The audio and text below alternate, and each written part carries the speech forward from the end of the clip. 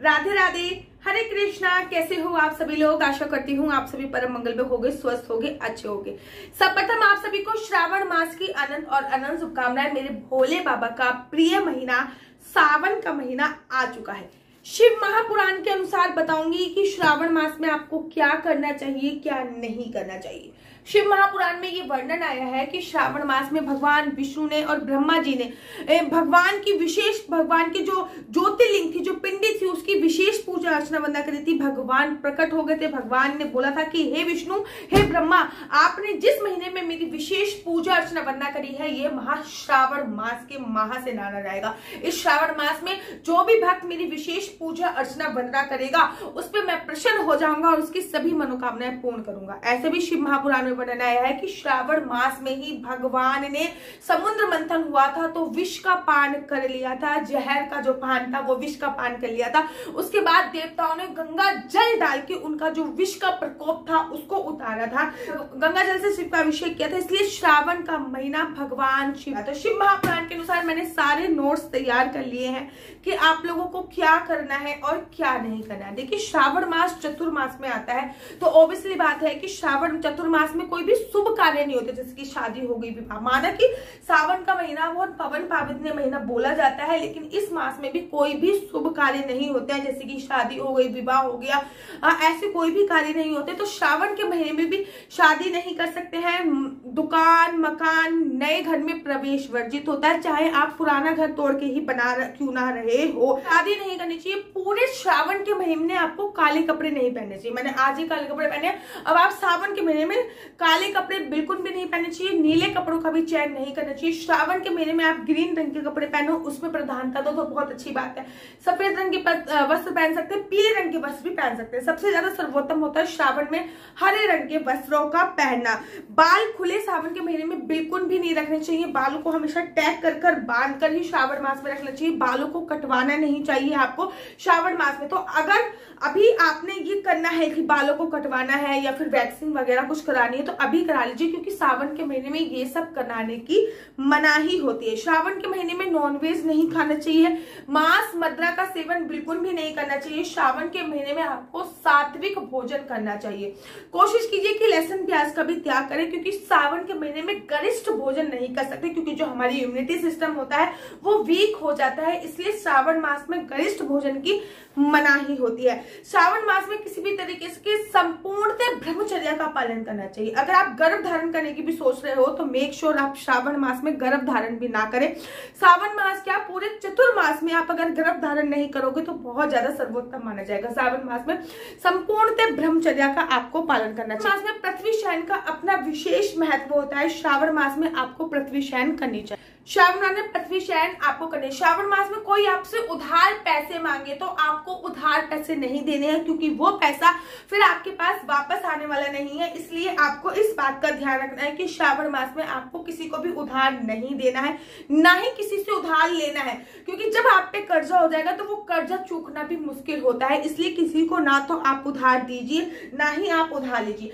श्रावण मास में दिन में सोने की मनाही होती है, ठीक है ना। मैंने आपसे बोला कि जेठ का महीना एक ऐसा होता है जिसमें 15 मिनट तक आप दिन में सो सकते हो, लेकिन श्रावण मास में दिन में सोने की बिल्कुल मनाही होती है। माना कि शरीर में बरसात का मौसम होता है, शरीर में थोड़ा सा हमारा कफ की प्रवृत्ति बढ़ जाती है और कफ की प्रवृत्ति बढ़ने पे नींद आती है, लेकिन नींद को कंट्रोल करके आपको भगवान के गुणगान में इस महीने को व्यतीत करना चाहिए। पूरे दिन हो सके तो ओम नमः शिवाय का जाप करना है। लड़कियां नमः ओम शिवाय का जाप करनी चाहिए। श्रावण मास में शरीर में तेल नहीं लगाना चाहिए, क्योंकि ऑयल की क्वांटिटी बॉडी में वैसे ही ज्यादा हो जाती है। सावन का महीना होता है, इसलिए श्रावण मास में आपको शरीर में तेल लगाने की मनाही होती है। श्रावण मास में आपको पेड़ पौधे कटवाने नहीं चाहिए। जो भी ग्रो हो रहे हैं, जितने भी ग्रो हो रहे हैं उनको ग्रो हो जाने दो। ग्रो होने के बाद श्रावण मास में ना कटवाएं।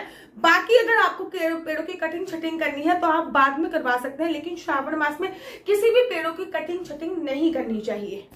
श्रावण मास में घर की सफाई का बहुत ध्यान रखना चाहिए, कहीं भी जाले इत्यादि नहीं होने चाहिए, क्योंकि भगवान शिव का महीना होता है। कहते हैं माता पार्वती के साथ भगवान शिव पृथ्वी लोक पर आते हैं, अपने देवगणों के साथ आते हैं, और जिसके घरों में भगवान शिव की पूजा अर्चना वंदना हो रही होती है उस घर में वो निवास कर जाते हैं।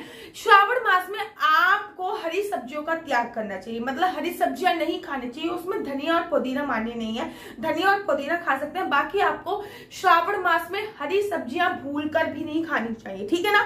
श्रावण मास में हरी सब्जियों का निषेध माना जाता है। भादों के महीने में दही नहीं खाया जाता, नहीं खाया जाना चाहिए। अश्विन के महीने में आपको दूध नहीं खाना चाहिए, और कार्तिक के महीने में 2 दल वाली सब्जियों का निषेध माना जाता है। तो श्रावण का महीना आने वाला है, इसमें हरी सब्जियां आपको निषेध करनी चाहिए। में कांसे के जो बर्तन होते हैं, मैं तांबे के बर्तन की बात नहीं की, कांसे के बर्तन में भोजन इत्यादि नहीं करना चाहिए। मेरे घर पे भी कांसे की कढ़ाई है, उस कढ़ाई का उपयोग मैं सावन में नहीं करती हूँ, क्योंकि सावन के महीने में कांसे के बर्तन का उपयोग नहीं करते हैं। अगर आप भी कांसे के बर्तन का उपयोग करते हैं तो श्रावण के महीने में नहीं करना चाहिए। श्रावण के महीने में अगर आपके दरवाजे पर सांड या फिर गाय की कोई भी प्रजाति आ जाती है, अगर सांड आ जाता है तो उसको डंडा नहीं मारना चाहिए, वैसे भी उनको कुछ ना कुछ खिलाकर ही भेजना चाहिए, क्योंकि जो सांड होता है वो नंदी का ही स्वरूप बोला जाता है और भगवान शिव की ही सवारी बोली जाती है। श्रावण के महीने में न केवल सिर पर बल्कि हाथ पैरों में भी आपको ऑयलिंग नहीं करनी चाहिए, इस बात का आपको ध्यान। श्रावण के महीने में अगर आप भगवान शिव की पूजा अर्चना वंदना कर रहे हैं तो केतकी का पुष्प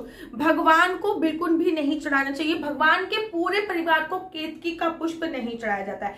श्रावण मास में भगवान भोले बाबा, श्रावण मास में क्या भगवान भोले बाबा को कभी भी तुलसी नहीं चढ़ाई जाती, ना भगवान भोले बाबा के पूरे परिवार को तुलसी नहीं चढ़ाई जाती। सावन में यूज होने वाला जो बेलपत्र होता है वो 3 महीने तक बेकार नहीं होता है, 3 महीने तक वो अशुद्ध अवस्था में नहीं होता है। आप किसी का भी बेलपत्र अगर आपको मिल रहा है तो बहुत अच्छी बात है, अगर आपको मिल नहीं रहा है तो आप किसी का भी बेलपत्र को उठा के उसको धोकर भगवान की शिवलिंग पे चढ़ा सकते हैं। इस बात का ध्यान रखना है कि बेलपत्र जो है वो 3 पत्ती वाला ब्रह्मा विष्णु महेश के रूप में माना जाता है, उसको हमेशा उल्टा चढ़ाया जाता है। अब श्रावण के महीने में ये सब चीजें तो नहीं करनी चाहिए। श्रावण के महीने में क्या क्या करना चाहिए इसके बारे में चर्चा कर लेते हैं। श्रावण मास में आपको ओम नमो भगवते वासुदेवाय का जाप वैसे तो कर सकते हो, लेकिन आप ओम नमः शिवाय का जाप करोगे तो बहुत ज्यादा सर्वोत्तम होता है। आपका नित्य माला का जो नियम हो वो तो आप कीजिए, लेकिन उसके साथ ओम नमः शिवाय और लड़कियां नमः ओम शिवाय का जाप प्रारंभ कर दीजिए। आप सोमवार का व्रत, 16 सोमवार का व्रत जो प्रारंभ करना चाहती है वो सावन के सोमवार से प्रारंभ कर सकती है। पहला सोमवार जो है वो 10 जुलाई को पड़ रहा है। सावन में मंगला गौरी का व्रत अवश्य कीजिए। जो माताएं जल्दी विधवा हो गई हैं, अर्थात जिनकी किस्मत में सुहाग नहीं है, जिनकी शादी नहीं हो पा रही है, जिनकी संतान उत्पन्न नहीं हो रही है, अगर वो मंगला गौरी का व्रत करेंगे तो माता पार्वती प्रसन्न हो जाएंगी। तो सावन के प्रथम मंगलवार से अर्थात 11 जुलाई से मंगला गौरी का जो व्रत है वो आप प्रारंभ कर सकते हैं। के महीने में आप एक बार भोजन का नियम ले सकते हैं। सावन के महीने में आप पृथ्वी शयन का नियम ले सकते हैं। सावन के महीने में आप घर के बाहर 2 मुख्य दीपक जलाने का नियम ले सकते हैं। श्रावण के महीने में आप नित्य शिवलिंग पर जल चढ़ाने का नियम ले सकते हैं। श्रावण के महीने में आप नित्य प्रतिदिन ओम नमः शिवाय का 11 बार जाप करने का नियम ले सकते हैं। श्रावण के महीने में आप मीठा छोड़ने का नियम ले सकते हैं। XYZ कोई एक नियम सावन के महीने में आपको अवश्य और अवश्य लेना चाहिए। सावन का महत्व होता है श्रवण करना, अर्थात श्रवण करना। किस चीज का श्रवण करना? भगवान शिव की कथाओं का आपको श्रवण करना है, शिव महापुराण का श्रवण करना है, शिव कथाओं का श्रवण आपको करना होता है, शिव चालीसा का श्रवण करना होता है। सावन के महीने में रुद्र अभिषेक का बहुत विशेष महत्व होता है। कहते हैं अगर हमने सावन के महीने में रुद्र अभिषेक करा लिया तो कहते हैं हमारे को जन्मों जन्मांतर के जो हमारे पाप होते हैं वो क्षीण हो जाते हैं। श्रावण के महीने में पार्थिव शिवलिंग नित्य एवरीडे बनाइए और पार्थिव शिवलिंग की पूजा अर्चना वंदना करके नित्य उनको विसर्जित कीजिए। आपको विसर्जन करने के लिए कोई नदी चौराहे पे जाने की आवश्यकता नहीं है, आप अपने घर पर भी विसर्जित कर सकते हैं। अगर आप चाहते हो कि मैं इस पर डिटेल में वीडियो बनाऊं कि सावन के महीने में पार्थिव शिवलिंग कैसे बनाते हैं, फिर उनकी पूजा अर्चना वंदना कैसे करते हैं और फिर उनको विसर्जन कैसे करते हैं, तो मुझे कमेंट्स कीजिए, मैं उस पर भी डिटेल में वीडियो अवश्य बनाऊंगी। सावन के महीने में प्रदोष का व्रत अवश्य और अवश्य कीजिए। सावन के महीने की जो मासिक शिवरात्रि आती है वो बहुत ज्यादा इंपॉर्टेंट होती है। सावन के महीने में आने वाली नाग पंचमी अपने आप में विशेष होती है। सावन के महीने में आप बेल का पेड़ जितना ज्यादा हो सके लगाएं, समी का पेड़ जितना ज्यादा हो सके लगाएं। बेल के पेड़ को दान भी कर सकते हैं, समी के पेड़ को भी दान करने की विशेष और विशेष महिमा होती है। सावन के महीने में भगवान शिवलिंग के दर्शन करने मात्र से आपकी जन्मों जन्मांतर के जो पाप होते हैं वो क्षीण हो जाते हैं।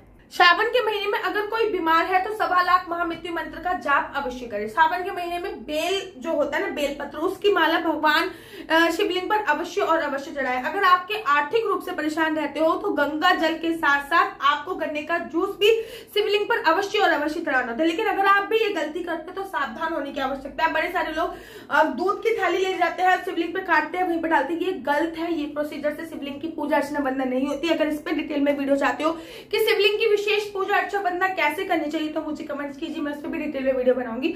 आशा करती हूँ आपको मेरी वीडियो अच्छी लगती होगी। अगर आपको मेरी वीडियो अच्छी लगती है तो आप अपना यूट्यूब चैनल हरि बोल को लाइक शेयर सब्सक्राइब करना बिल्कुल भी मत भूलिए। तब तक के लिए मुझे दीजिए इजाजत। राधे राधे, हरे कृष्णा, हरे